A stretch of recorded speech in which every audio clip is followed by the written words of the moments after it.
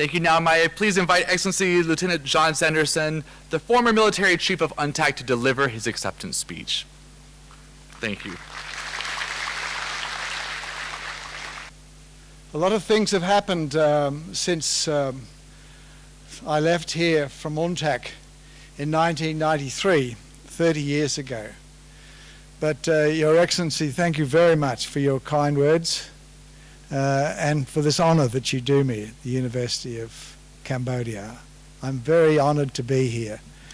That 30 years, of course, I've grown quite a bit older, developed a slight limp, which comes from jumping out of aeroplanes and off tanks and a lot of other things. But one of the things that's happened is I haven't improved my Khmer language. So I have to speak to you in English. And I realise now that there's so much competence in English around Cambodia that I might just be fortunate in getting my message across. 30 years ago, when I entered Cambodia as the Force Commander of the United Nations Transition Authority, UNTAC, there were many, many things that needed to be done before Cambodia could be put on a peace footing which would carry it forward into the future.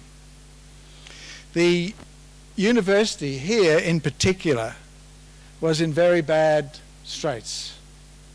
There's great difficulty in people sustaining their education here, a lack of power, electrical power, a lack of the technology which is now so prevalent across the world, and indeed there was a lack of the fundamental services throughout the city that people in other places had experienced.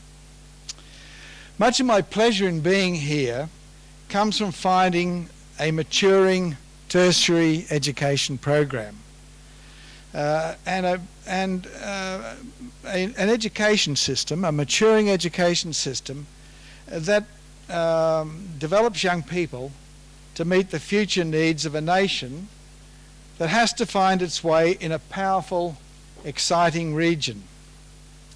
It's also a tertiary education system that takes its place in the international fraternity of scholarship, with young Cambodian intellectuals able to aspire to postgraduate research and achievement in the great universities of the world. There are always powerful lessons from the past that sustain such scholarship. Of course, the great achievements of Cambodian culture in the distant past defines the underlying culture of the people today. But there are vital aspects of more recent events that need to be acknowledged in defining a foundation for the future. Last year, in the second half of 2021, I contributed to 2 major seminars on the Paris Peace Agreements of 1991, 30 years before.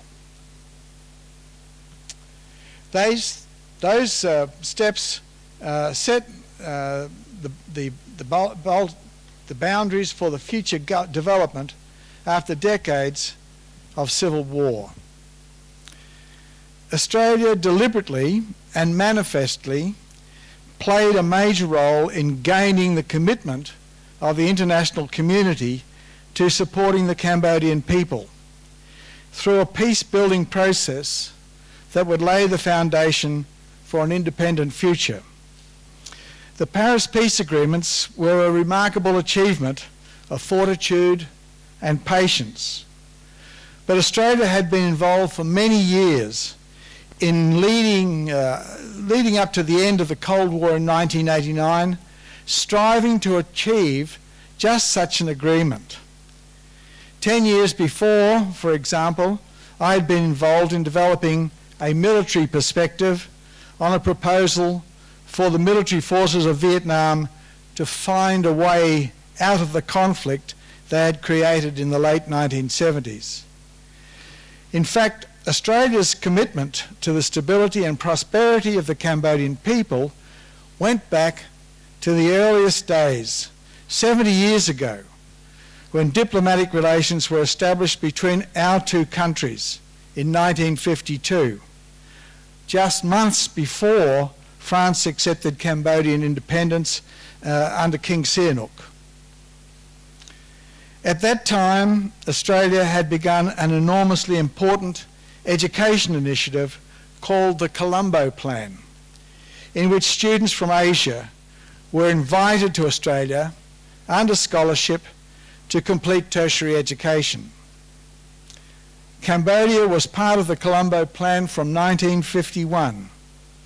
Since that time, many students from Cambodia have completed advanced academic research and studies in Australia.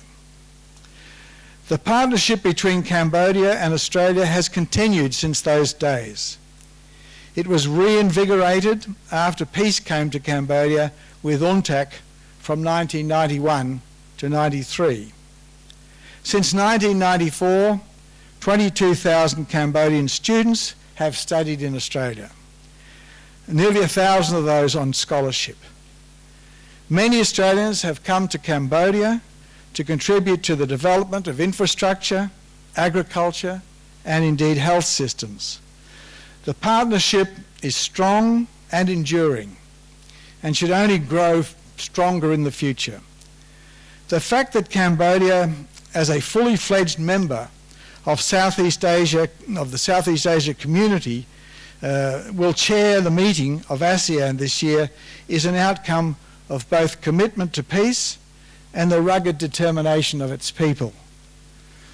In thinking about what I would say to you about accepting the honour of an honorary doctorate from your university, it occurred to me that by far the majority of Cambodians were born after UNTAC.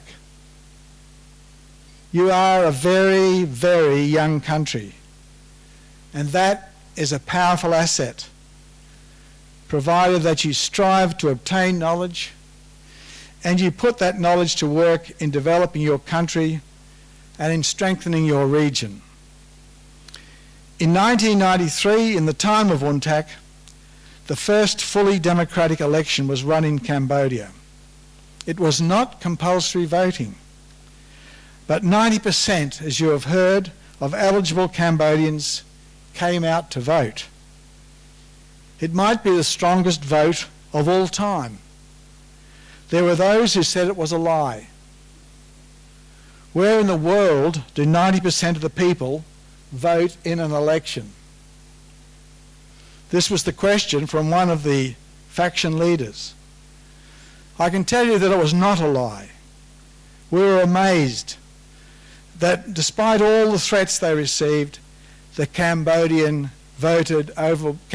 people voted overwhelmingly. Why did they vote? The truth is, they voted for all of you young people, so that you would be free to follow your dreams.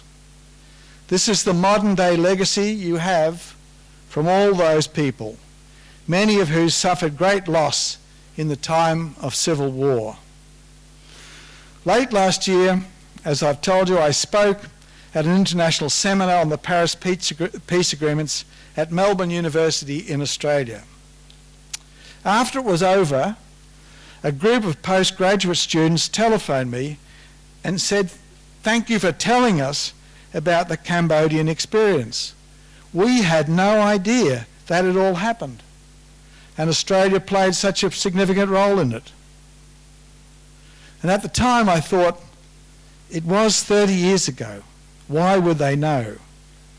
But they were grateful for being told the story, and I also thought to myself then, these things should not be forgotten. And that is why I'm very happy, Your Excellency, to be here to accept this honour and to say that I hope the relationship between Cambodia and Australia grows stronger and stronger as both our countries find a way forward in a world rich in opportunity, but also perilous for those who do not seek friendship and cooperation. Thank you again. Thank you, ladies and gentlemen.